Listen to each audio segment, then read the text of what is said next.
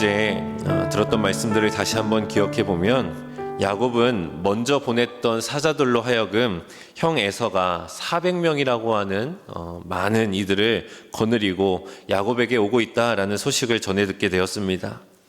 그 말을 듣게 된 이후로부터 야곱은 두려움과 공포에 떨게 될 수밖에 없었습니다.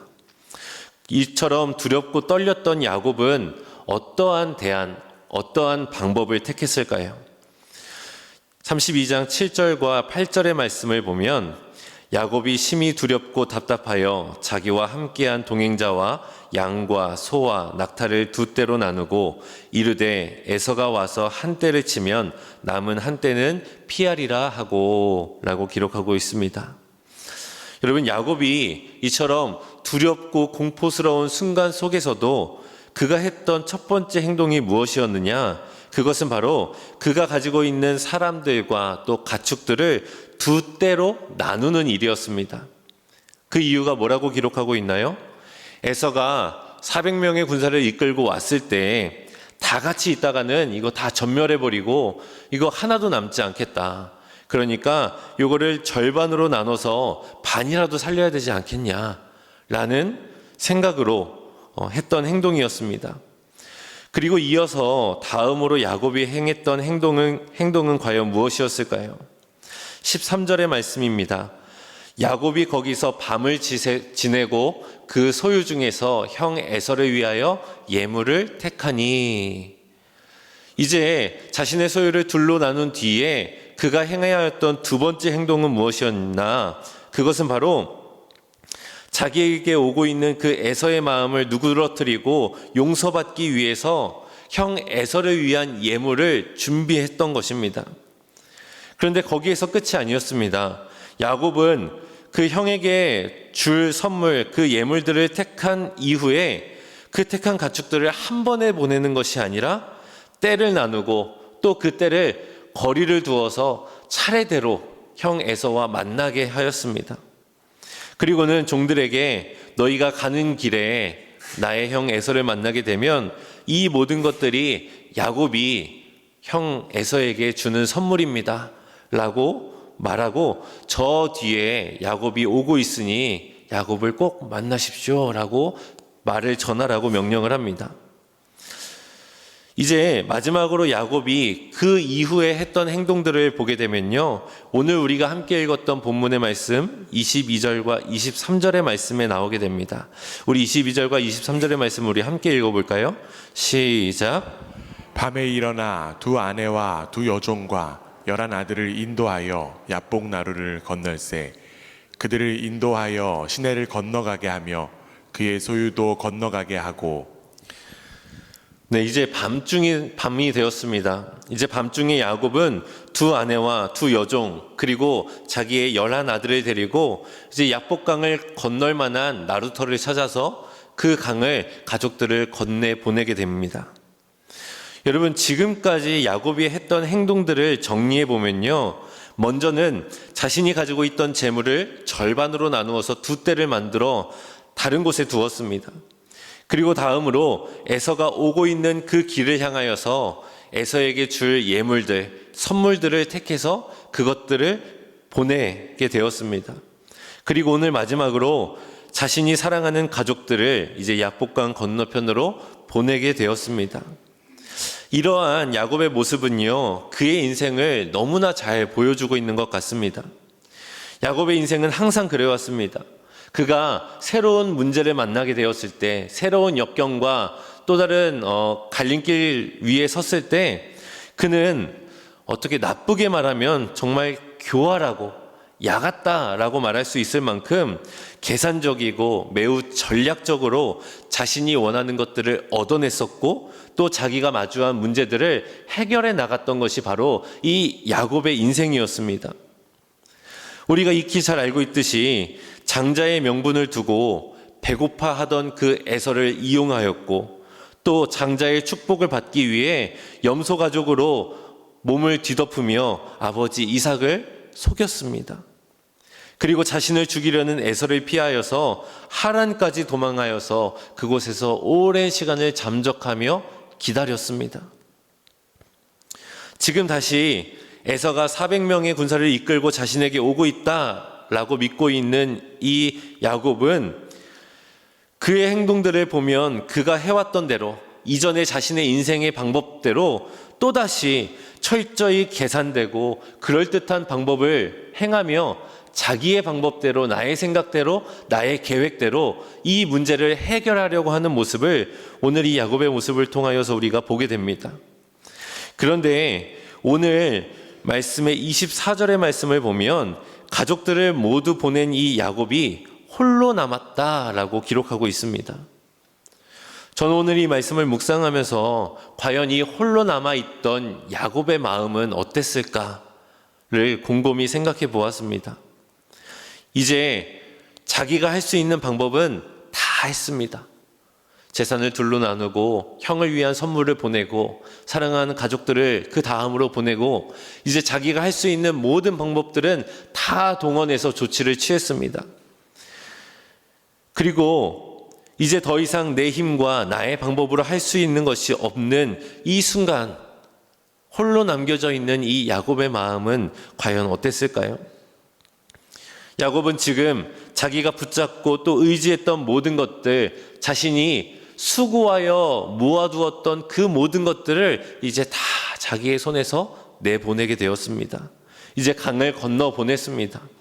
가족도 재산도 그리고 자기가 의지할 수 있었던 모든 수단들을 다 내려놓은 채 이제 혼자 남겨져 있습니다. 성경은 이에 대해서 더 자세하게 기록하고 있지 않지만 야곱은 더 이상 물러설 수 없는 나 홀로 고립된 그 외로운 자리에서 자신의 인생을 되돌아보지 않았을까 생각해 봅니다. 어쩌다가 내가 이 지경까지 되었을까? 어쩌다가 나의 인생이 이 모양이 되었을까? 라며 후회 섞인 회상을 하고 있진 않았을까요? 이제 이 밤에 야곱은 혼자 남아 자신의 인생을 되돌아보며 남겨져 있었습니다. 더 이상 할 수 있는 것도 또 그를 도와줄 사람도 또 그가 의지할 것도 남아있지 않았습니다. 그런데 바로 그 자리에서 전혀 예상하지 못한 일이 일어나게 되죠. 우리 24절의 말씀을 한번 읽어볼까요? 24절의 말씀입니다. 시작. 야곱은 홀로 남았더니 어떤 사람이 날이 새도록 야곱과 씨름하다가. 성경은요 정말 아무런 설명도 없이 대뜸 갑자기 어떤 사람과 야곱이 날이 새도록 씨름하였다라고 기록하고 있습니다. 여기서 어떤 사람이라고 하는 것은 당시에 야곱이 그 사람에 대해서 아무런 정보도 아무런 것도 알 수 없었다라는 것을 의미하게 되죠. 그러나 그는 얼마 가지 않아 곧 그 어떤 사람이 바로 하나님이었음을 깨닫게 됩니다. 도대체 그 과정 중에 어떠한 일이 일어났는지, 어떠한 과정을 통하여서 이 알 수 없는 사람이 야곱과 씨름을 하는 장면까지 오게 되었는지 우리는 알 수가 없지만 중요한 것은 그 결과 지금 야곱은 하나님의 사자를 날이 새도록 씨름하며 붙들고 있다라는 것입니다. 게다가 이어지는 25절의 말씀을 보면 자기가 야곱을 이기지 못함을 보고 그가 야곱의 허벅지 관절을 심해 야곱의 허벅지 관절이 그 사람과 씨름할 때에 어긋났더라. 여기서 뭐라고 말하냐면 이 하나님이라고 불리는 이 하나님의 사자가 야곱을 이기지 못함을 보았다라고 말합니다.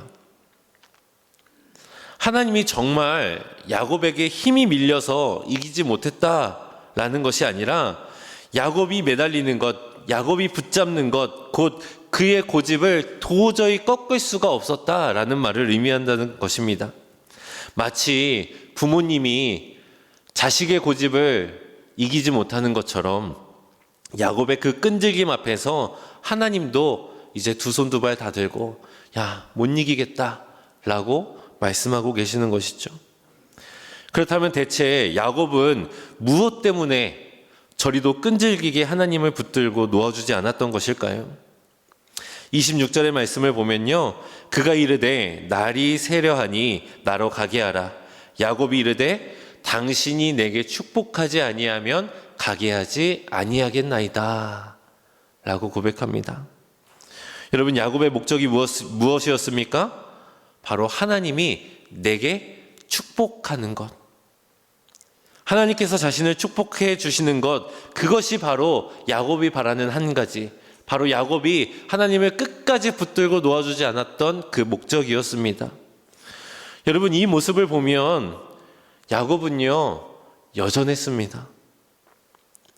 앞서 이야기했던 것처럼 장자의 명분을 얻기 위해, 아버지 이삭에게 축복을 받기 위해 수단과 방법을 가리지 않았던 것처럼 지금도 여전히 야곱은 자신 앞에 나타난 하나님 앞에서 그 하나님의 축복을 받기 위해 날이 새도록 씨름하며 하나님을 붙들고 놓아주지 않았다라는 것이죠. 하나님께서는 그런 야곱의 허벅지 관절을 치셔서 그의 관절이 어긋나게 하셨습니다. 그런데도 야곱은 포기하지 않고 하나님께 계속해서 나를 축복해달라고 요구하고 있습니다. 여러분, 참 이해하기 어려운 장면이지 않습니까? 가족들을 보내고 홀로 남은 이 야곱이 갑자기 하나님과 씨름하는 것도 모자라서 하나님께서 야곱에게 이기지 못해 야곱의 황골뼈를 때리는 폭행을 저지르신다니요. 정말 너무나도 이해하기 힘든 장면입니다. 하나님께서 축복하시려면 그냥 축복해 주시지, 그게 아니면 그냥 하나님께서 그냥 다 뿌리쳐 버리고 야곱을 떠나 그냥 문 밖으로 나가시면 될 것인데, 굳이 그 날을 새가면서 야곱과 씨름하셨고 또 그 야곱의 환도뼈를 치셨을까? 그 이유는요 분명합니다. 야곱이 지금까지 살아왔던 방식은 자신을 의지하고 자신을 의지하며 버텨온 인생이었기 때문이었습니다. 그는 처음부터 오늘에 이르기까지 문제를 만날 때마다 나의 방식, 내 계획으로 그것들을 해결해 왔고 그것들을 쟁취해 왔습니다. 계산하고 속이고 잠적하고 버티며 고집부리며 자신의 힘으로 여기까지 온 것입니다. 그래서 하나님은 야곱을 축복하시기 이전에 그가 의지하였던 그의 힘의 근원을 건드리셨던 것이죠. 우리가 다리를 다쳐서 깁스를 하면 무엇을 찾습니까? 목발을 찾죠. 마치 그와 같이 이제 자신의 힘으로는 서 있을 수조차 없고 절뚝거리며 힘겹게 걸어가야만 하는 이 야곱에게 그가 걸을 때마다 하나님을 지팡이 삼고 하나님을 목발 삼아 걸어갈 수 있도록 하나님께서 그를 건드신 것입니다. 하나님 없이는 안 되는 인생, 자기 자신을 의지하고 자기 자신을 믿으며 자기의 방법대로 살아왔던 그의 인생을 이제는 하나님이 없으면 도저히 걸을 수조차 없는 그러한 인생으로 변화시켜 주셨다는 것이죠. 여러분, 하나님을 진짜로 만난 사람은 이전처럼 나를 의지하고 자기 힘을 의지하며 살아갈 수가 없습니다. 하나님을 진짜로 만난 사람은 하나님을 의지할 수밖에 없습니다. 때로는 하나님께서 우리에게 주시는 삶의 고난과 아픔들이 우리를 무너뜨리기 위함이 아니라 우리의 믿음을 더욱더 단단히 하며 하나님을 붙드는 기회와 통로가 되게 하신다는 것을 기억하시기 바랍니다. 하나님께서는 이 야곱의 환도뼈를 치시고 이제 그 다음으로 야곱의 이름을 새롭게 바꾸어 주셨습니다. 27절의 말씀을 우리 함께 읽어볼까요? 27절입니다. 시작. 그 사람이 그에게 이르되 내 이름이 무엇이냐? 그가 이르되 야곱이니이다. 하나님께서 이어서 야곱에게 물어보십니다. 내 이름이 무엇이냐? 정말 하나님께서 야곱의 이름을 몰라서 물어보셨을까요? 당연히 알고 계셨겠죠. 그럼에도 물어보시는 겁니다. 왜냐하면 야곱이 자기의 이름을 자기의 입으로 고백하기를 바라셨던 거예요. 여러분, 야곱의 이름의 뜻이 무엇이었나요?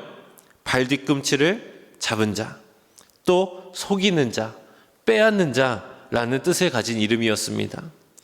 그는요, 그에게 주어졌던 그 이름 그대로 살아갔어요.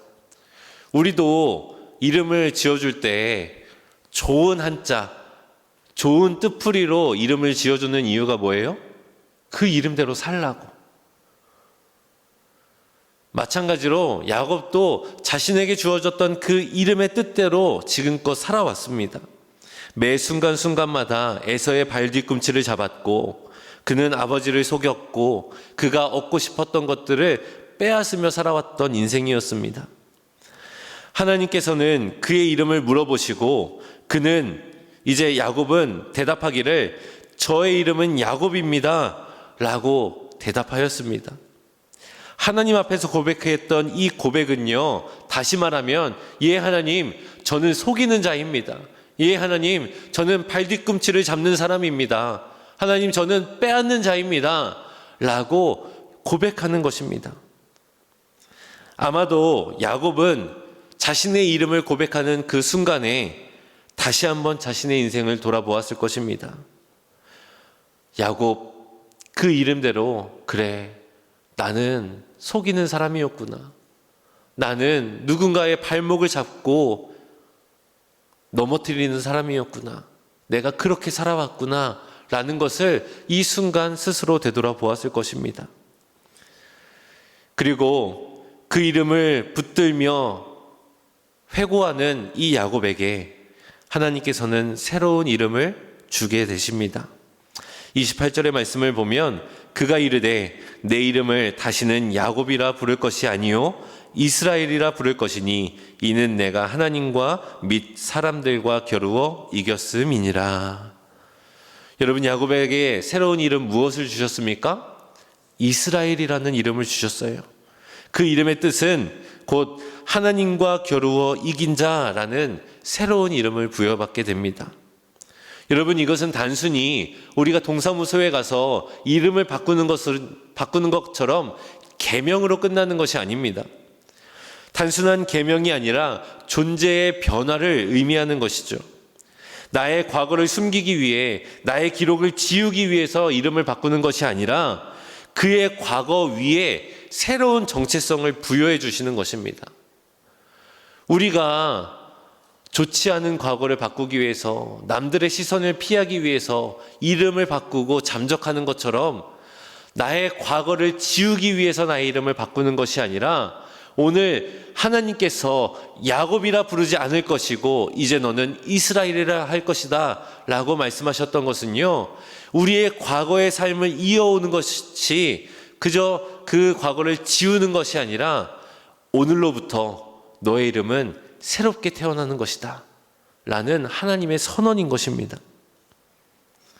하나님은 우리의 실패, 우리의 과거를 모른 척하지 않으십니다. 우리의 과거를 그냥 버려두고 지우는 것이 아니라 그 과거 위에 우리가 우리의 과거에 머물지 않고 그 과거를 이어서 새로운 삶, 새로운 정체성을 이어나가시기를 바라고 계십니다. 우리가 주님 앞에 나아가서 야곱이 자신의 이름을 고백했던 것처럼 예 하나님, 저는 죄인입니다. 하나님, 저는 주님 앞에 설 자격조차 없는 부족한 자입니다 라고 우리의 입술로서 고백할 때에 하나님은 이제 우리에게 새로운 존재, 하나님의 자녀, 곧 의로운 자라는 새로운 이름을 주시며 그 이름으로 불러주신다는 것을 믿으시길 바랍니다. 여러분, 우리의 과거는 죄인이었으나 이제 우리는 그 죄인의 자리를 이제 털고 일어나 하나님께서 우리에게 주시는 새로운 이름, 의인, 의로운 자, 하나님의 자녀, 하나님 나라의 백성이라는 새로운 존재와 새로운 정체성으로 주님 앞에 서게 될 것입니다. 이 새벽 나의 죄된 과거들을 그냥 묵혀두고 숨겨두는 것이 아니라 하나님 앞에 고백하고 이제 그 고백에 이어지는 새로운 존재, 하나님의 자녀된 자, 하나님 나라의 백성된 자의 삶을 살아갈 수 있는 저와 여러분 모두가 되시기를 주의 이름으로 간절히 소망합니다. 여러분, 이제 그렇게 모든 시간들이 지나가고 이제 밤이 지나 새로운 해가 떠오르게 되었습니다. 31절의 말씀을 보면 그가 분이엘을 지날 때에 해가 돋았고 그의 허벅다리로 말미암아 절었더라라고 기록하고 있습니다. 여러분, 그가 하나님을 만나고 죽지 않고 죽음을 면하였다라는 그 뜻으로 분이엘이라고 지명하였던 그 곳을 지날 때에 해가 돋게 되었고 이제 새로운 하루가 시작되었습니다. 야곱은 절뚝거리며 걸어가고 있습니다. 여기서 우리가 중요하게 보아야 될 것은 무엇이냐면 우리가 기대하는 새로운 상황, 새로운 환경이 우리에게 주어지지 않는다라는 것이에요. 아무것도 바뀌지 않았습니다. 형 에서는 여전히 야곱을 향하여 달려오고 있고 그 앞에 두려운 상황도 여전히 그대로 있습니다. 야곱은 전날 나홀로 집에서 하나님을 대면하였고 하나님과 씨름하였고 하나님으로부터 새로운 이름 이스라엘이라고 하는 이름을 받았습니다.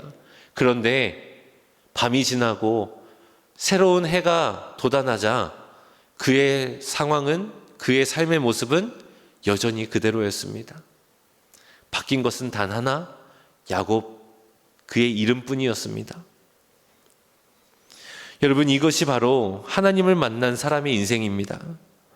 여러분, 우리도 하나님을 만났다고 해서 우리의 삶이 변화되지 않습니다.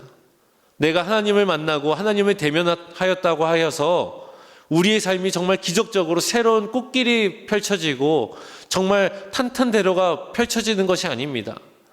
여전히 우리는 고통 가운데 있고 여전히 우리는 아픔과 상처 위에 있습니다. 하지만 분명하게 변화된 것은 있습니다. 무엇이냐? 바로 하나님을 만난 나는 변화되었습니다. 바로 그것이 야곱의 인생이고 하나님을 만난 사람의 인생이었습니다. 사랑하는 성도 여러분, 하나님은 언제나 상황을 바꾸기보다 사람을 먼저 바꾸십니다. 그리고 그 변화된 사람을 통하여서 상황을 바꾸어 가신다는 것을 믿으시길 바랍니다.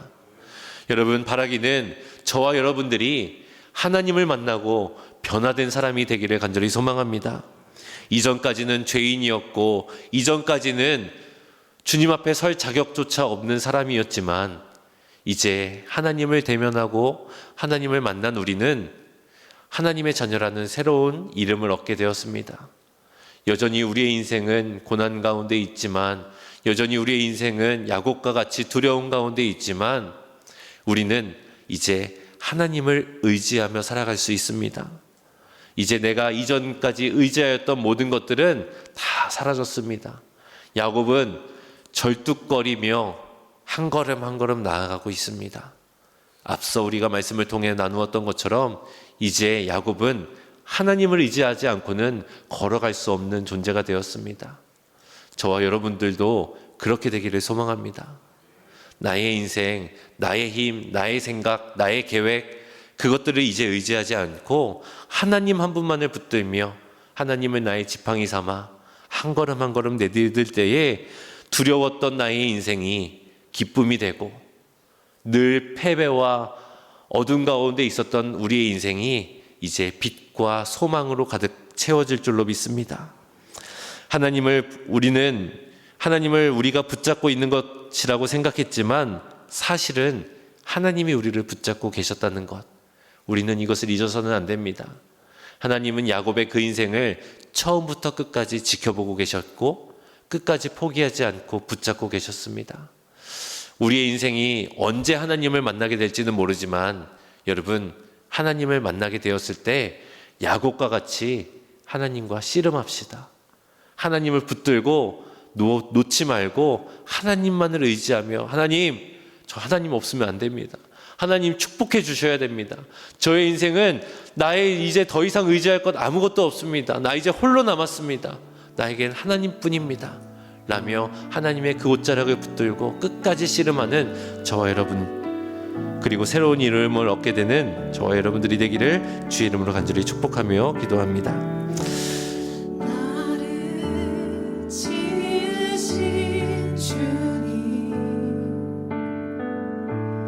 내 안에 계셔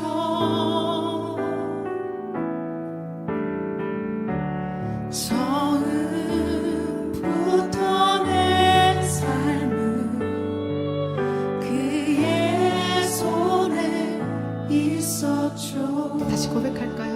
나를 지으신 주님, 나를 지으신 주님, 내 안에 계셔.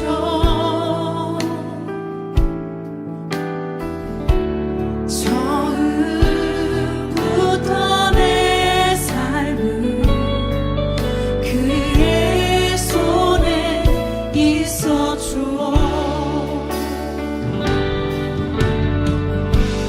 내 이름 아시죠. 내 모든 생각도 내 흐르는 눈물 그가 닦아주셨죠. 그는 내 아버지, 그는 내 아버지, 난 그의 소유.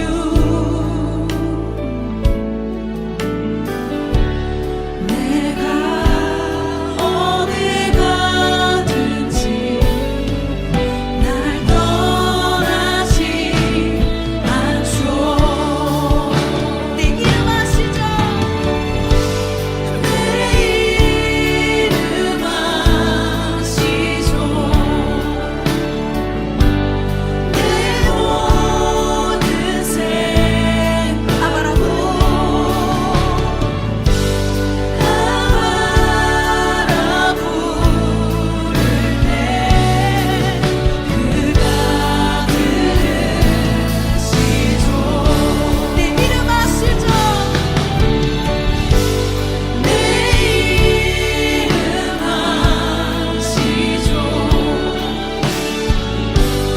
내 모든 생각도 아바라 부를 때 그가 처음 다시 고백하겠습니다. 나를 지으신 주님, 나를 지으신 주님,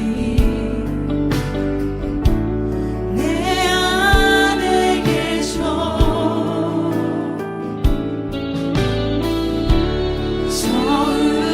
처음부터 내 삶은 그의 손에 그는 내 아버지, 그는 내 아버지, 난 그의 소유. 내가 어디 가든지 날 떠나지 않죠. 내 이름 아시죠. 내 모든 내 흐름도 내 흐르는 눈물 그가 닦아주셨죠. 내 이름 아시죠? 내 이름 아시죠. 내 모든 생각도 아바라 부를 때 그가 이 시간 기도하길 원합니다. 주님, 어느 한순간도 주님의 손길이 미치지 않은 적이 없음을 압니다. 주님, 처음부터 마지막까지